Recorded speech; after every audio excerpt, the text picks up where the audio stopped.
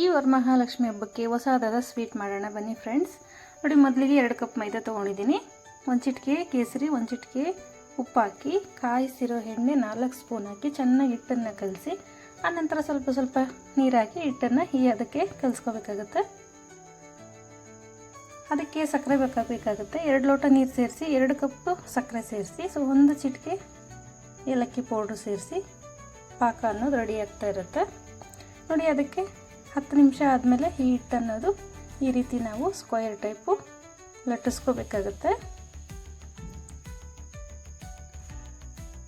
ಅಂದರೆ ಈ ರೀತಿ ಒಂದೊಂದಾಗಿ ಈ ರೀತಿ ಲಟ್ಟಿಸಿ, ಈ ರೀತಿ ಸೈಡಲ್ಲಿ ಸ್ವಲ್ಪ ಈ ಸೈಡಲ್ಲಿ ಪ್ರೆಸ್ ಮಾಡಿ ಈ ರೀತಿ ಲಟ್ಟಿಸಿ,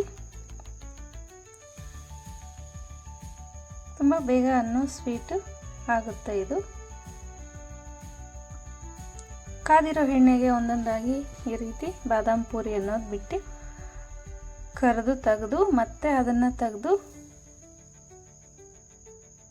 ಸಕ್ಕರೆ ಪಾಕಕ್ಕೆ ಒಂದೊಂದೇ ಹಾಕಿ ಡಿಪ್ ಮಾಡಿ ತೆಗೆದ್ವಿ ಅಂದರೆ ಅದ್ರ ಮೇಲೆ ಸ್ವಲ್ಪ ಒಣ ಕೊಬ್ಬರಿನ ಈ ರೀತಿ ಸ್ವಲ್ಪ ಉದುರಿಸ್ಬೇಕಾಗುತ್ತೆ. ನೋಡಿ, ಸಕ್ಕರೆ ಪಾಕದಲ್ಲಿ ಹಾಕಿ ತೆಗೆದು ಅದ್ರ ಮೇಲೆ ಸ್ವಲ್ಪ ಒಣ ಕೊಬ್ಬರಿ ಹಾಕಿದ್ವಿ ಅಂದರೆ badam puri ready. Thank you friends.